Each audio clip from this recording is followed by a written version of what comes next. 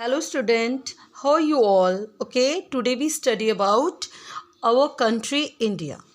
Our country India is a beautiful and peaceful country. हमारा जो भारत देश है ना बहुत ही सुंदर है और इधर इतनी शांति है कि यहाँ पे सब लोग प्रेम से मिलजुल कर रहते हैं. India also called Bharat, Hindustan and bird of gold. The capital of India is Delhi. हमारे भारत देश को हिंदुस्तान भी बोला जाता है और सोने की चिड़िया भी बोला जाता है और इसकी राजधानी है Delhi. Our country India is the 7th largest country in the terms of area. By the population, India ranks second just after China. हमारा जो देश है ना वो 7th रैंक में आता है लार्जेस्ट बाय द एरिया, अगर एरिया के हिसाब से हम देखें तो, और as a population it just come second after China. China के बाद दूसरा नंबर है हमारे देश का पॉपुलेशन में. India is a democratic country.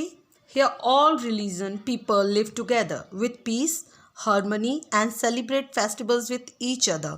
That's why India is a great country. Democratic का मतलब होता है लोकतंत्र. यहाँ पर जो पीपल होते हैं ना वो चुनते हैं.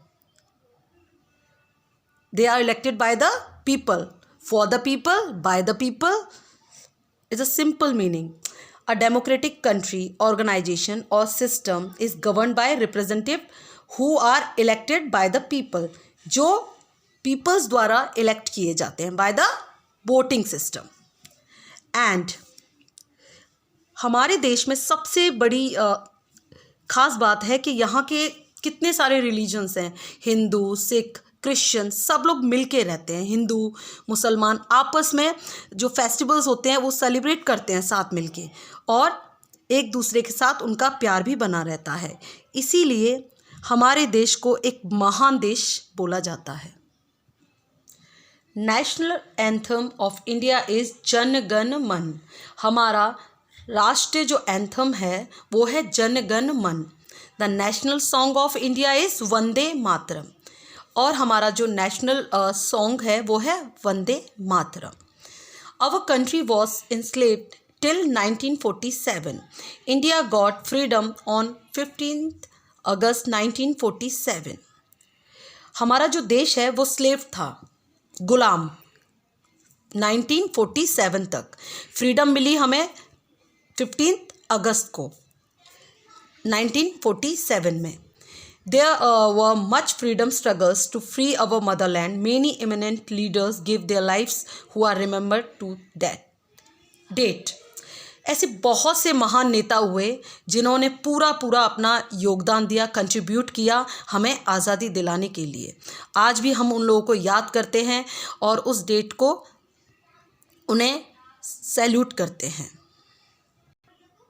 The national flag of India is known as तिरंगा और ट्राइकलर्स, ऑरेंज, वाइट, ग्रीन.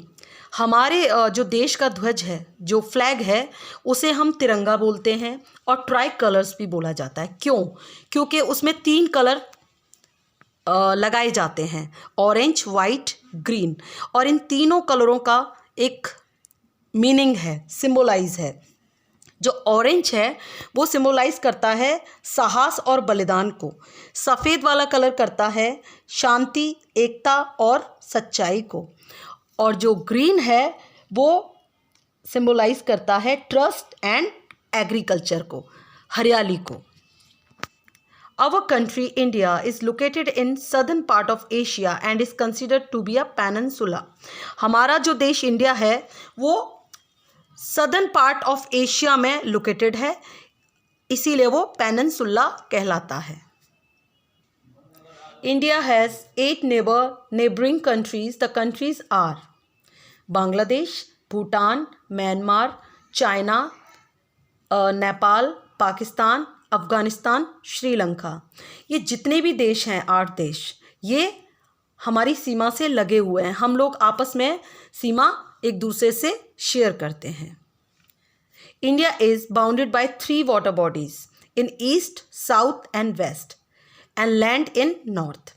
हमारा जो देश है वो थ्री बॉडीज़ जो हैं वो एक तो ईस्ट और साउथ में है और वेस्ट में है, और जो लैंड है वो नॉर्थ साइड में है। इन्हें it's a bounded by 3 water bodies.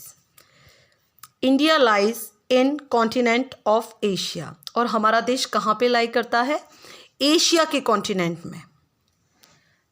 The topography of India is unique. It has the ice cold Himalayas to the north and the hot Thar desert to the west. Okay. Topography is the study and description of the physical features of an area, for example, hills, valleys, rivers, or the representations of these features on maps. जो topography है वो हमें मदद करती है हमारे physical features जानने में, लाइक पहाड़, हिल्स के बारे में, वैलीज़ के बारे में, रिवर्स के बारे में, और हम इन्हें सबको रिप्रेजेंट करते हैं मैप्स पे। Okay. The fertile planes lies in the Himalayan foothills. The northeastern part of India is endowed with dense rain forest.